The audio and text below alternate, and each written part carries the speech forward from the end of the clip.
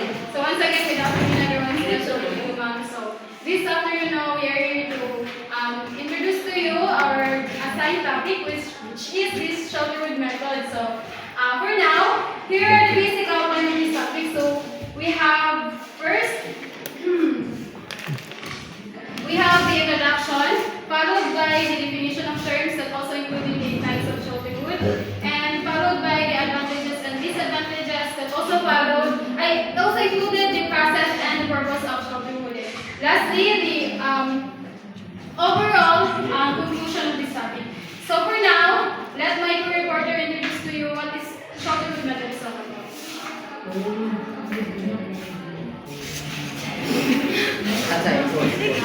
So what is Shelterwood system? So Shelterwood system, ito ay isang paraan ng silviculture na ginagamit sa pamamahala ng kagubatan upang mapalago ang natural na pagtubo ng kahoy. So sa silviculture system, ang mga mature trees o katong kuha ng kahoy, kuha na siya kanang hindi ko sa pwede sa cutting at tanan dito sa uniform na ikat. So ang sa silviculture system, kaya ang mga mature na ang ginakat, pero nasa na ilang pasakong plano dito sa kuhaan, pagkakila sa mga mature trees. So ang Shelterwood system, ang lupa at mga bagong halaman dapat sa matinis sikat ng araw, malakas na hangin at malakas na pagulan. Lumilikha ito ng mas angkop na kondisyon para sa pagtubo ng mga mini at pagpunta sa mga bunda. Kaya natitiyak ang pagtagumpay ng regeneration ng isula, kadalasan ito nagpupungan ng batang kakariyong edad ng mga before. So, umayon, diri nga part, kaya kanang itang mag-protect daw sila sa mga seedlings bitaw. Dahil para bitaw magkapareho ang kanang itong magkapareho bitaw ang edad sa mga puno. Dahil sa kontrolado at napapanatiling parang nito, ang malawakang ginagamit ang Shelterwood system sa pamahala ng parehong likas at komersyal na kagubatan na binabalance ang produksyon ng kahoy at pangangalaga sa kanilas. Let us proceed to types of Shelterwood system. So first is Shelterwood system. So it is a silvicultural system in which a new forest stand is established under the partial shade and protection of mature trees that are removed in a series of cuttings. So it is a forest management method na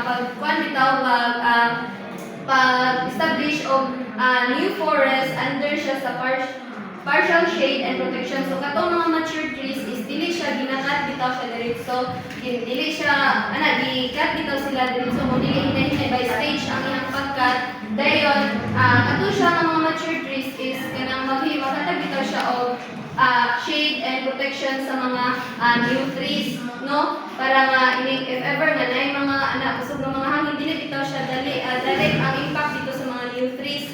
Dayon dili pud siya ang exposed sa sunlight is dili pud siya kayo buwan sa new trees. The next is uniform Shelterwood system.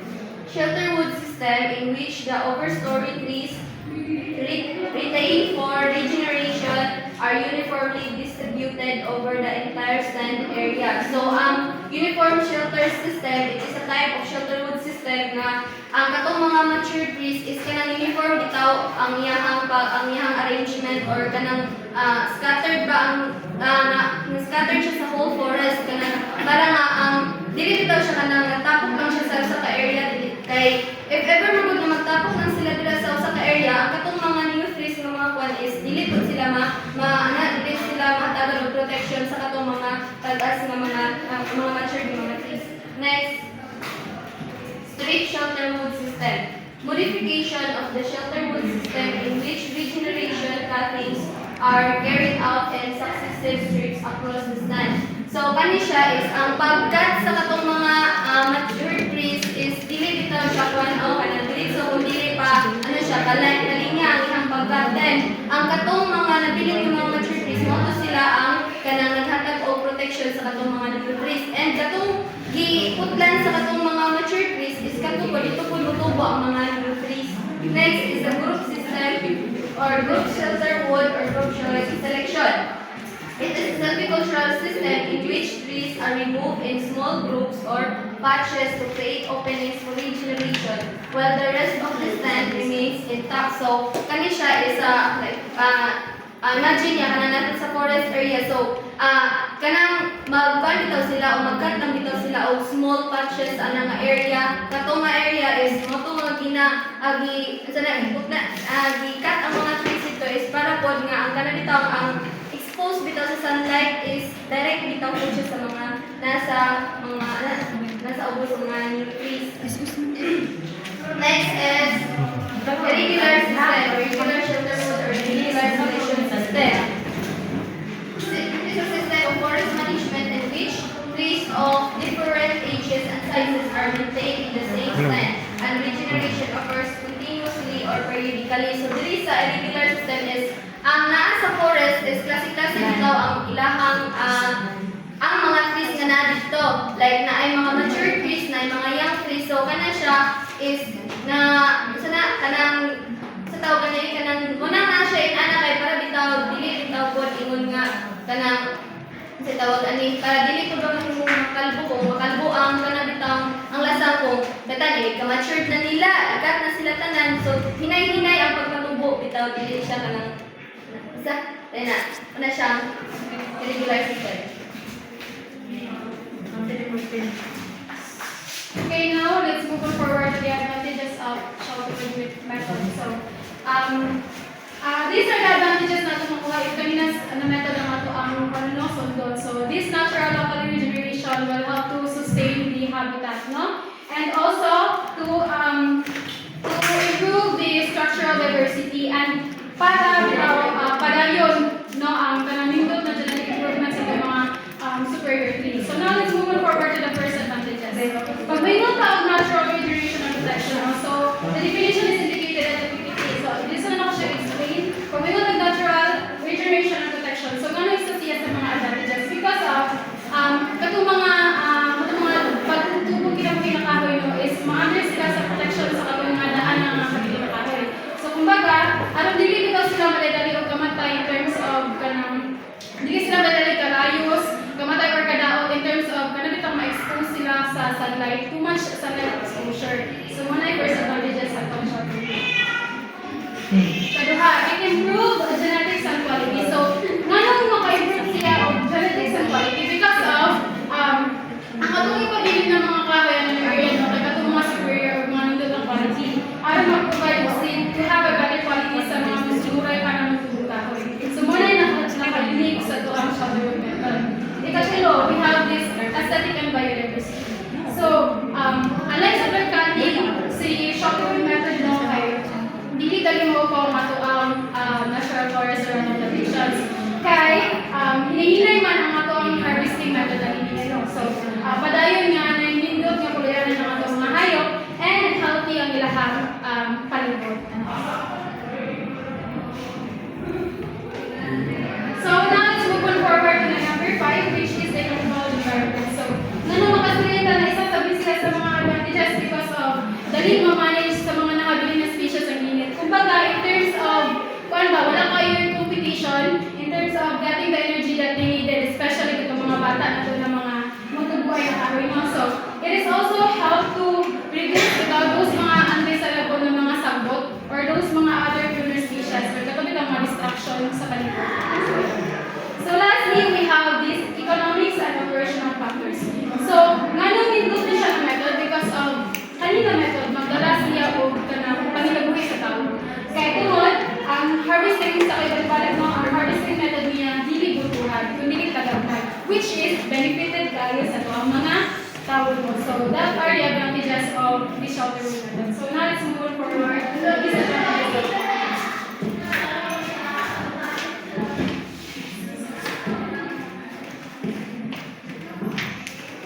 So, the disadvantages of shelter first is because dili na siya basahan ang definition direct na siya explain. So, ang shelter wood kay expensive siya. So, ang mga kahoy dili na siya putlong dayon. So, dito siya time dito siya day nga maputol siya. So tungod ana kay ang mga equipments, mga workers, o management kay kuan siya kanang needed siya. So maong gasto siya. Next is the risk of damage. So bukod sa partial cutting kay namin yung mga mabiling na mga trees nga nag-protect sa mga glass trees. So, however, kana sila is dili na kayo na sila ma-damage through sa strong winds, mga insects o mga diseases kay mas exposed naman dun sila. So, next is the complex management. So, ang complex management, ang shelterhood, lisod siya i-manage kay tungod dito siya o proper planning o timing sa pagputol sa mga trees. So, if ever nga dili mao ilang mga tumaagi, possible nga ang mga young trees is dili siya matubog. Next is the soil disturbance. So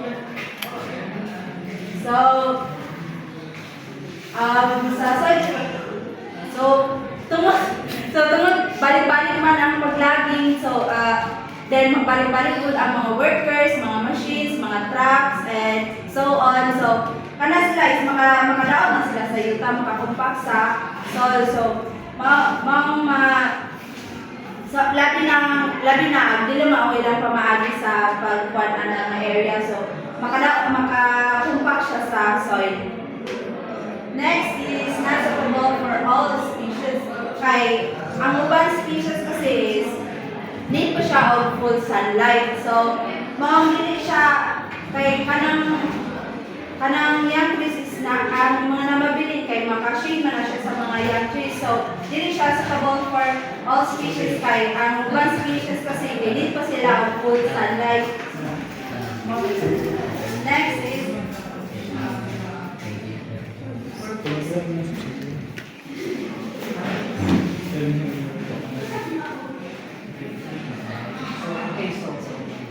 purpose of shelterwood regenerate and mitigate climate risk by gradually removing the natural canopy in a series of partial cuts. So, the purpose na is to regenerate. So, it is maintain the forest coverage while reducing the aesthetic and ecological impact of clear cutting.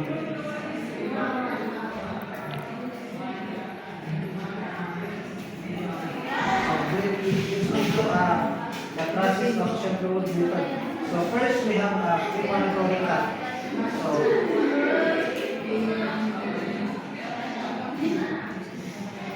when we say preparatory cut, it is removing the undesirable species. So removing the undesirable trees. Muna siya katong walay nangkot bitaw sa mga kuan sa mga trees. So mo to siya pwede remove. So next we have establishment cut.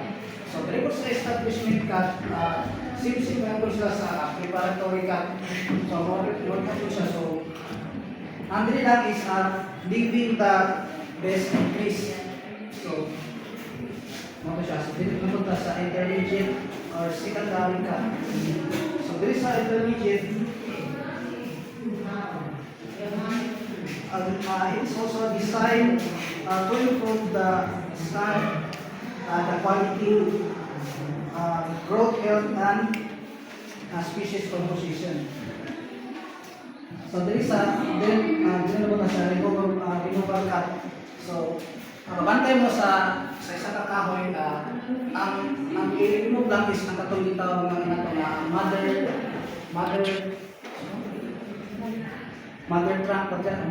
branch. So ang purpose niya is katong i-remove na siya tarang dito. Ang process niya is i-remove siya ang katong mga wala siya i-remove. So, in addition pa di ay, isa ka advantages na wala lang mention kasi. So, it is the versatility. So, ganong versatile siya pagkabot sa mga species because it is adaptable to different species. No? It doesn't bring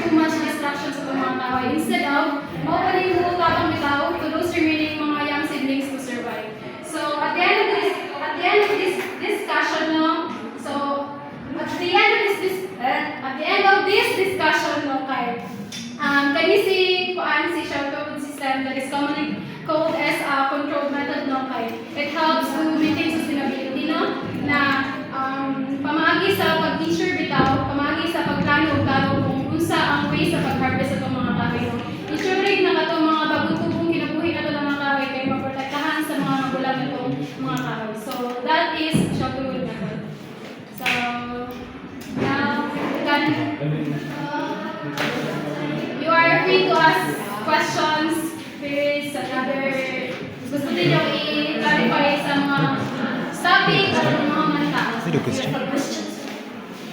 Question is there any advantages or disadvantages?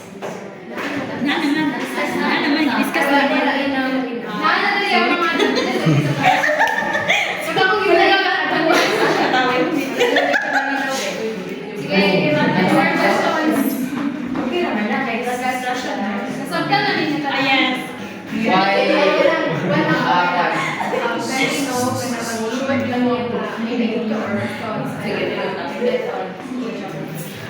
So in simple terms, the Shelterwood method, it is a method na kung ito siya like from aside from the other method, unique siya. Kaya hindi siya maka-cause of too much distraction sa mga kahoy. Unlike sa mga other method, di ba? For example, say clear cutting. Clear cutting is overall cutting na wala mag-build. Unlike niya, kaya natatay ipabilin na mo yung survive, mo yung provide, at mo yung mas makamagpag. bali ang ikat din na kay shortage. Pero kung dili sa ikat tayo, nato tayo lang. Stage. So, mention niyo earlier nung Shelterwood is expensive din. Anong mahal siya? Anong mahal ang Shelterwood? Kaya tungod ang mga workers din, labi na mga equipments, then mga workers na syempre bayaran naman na sila, then mga equipments, kaya mahal din na, so mga expensive siya. Ang quality, Pero pag in terms sa quality, maka-assure kita na nindot dyan yung pala. Kaya hindi man basta-basta yung mga processes na pangalan para mag-provide ng mga sa ang klase nga kahoy ang Sa klase ng kahoy. Sige, so katong mga superior trees na katong mga nahibalan na to. So, tagay ko isa ka-example sa superior trees na nahibalan na to. Baka naman ko. Ang kahoy, ang mahal. Sige, sige. Katong mga ninot na quality sa kahoy, yung mga nahibalan na to. Like for example, si Kwan. Pine tree. Oh, like ano, si Grass, si Oak trees. Katong mga mahal ng mga kahoy. Ano to? Next! So, wala na mo yan yung questions, queries, and clarifications. Maginanol. Kinamo? Okay, so, wala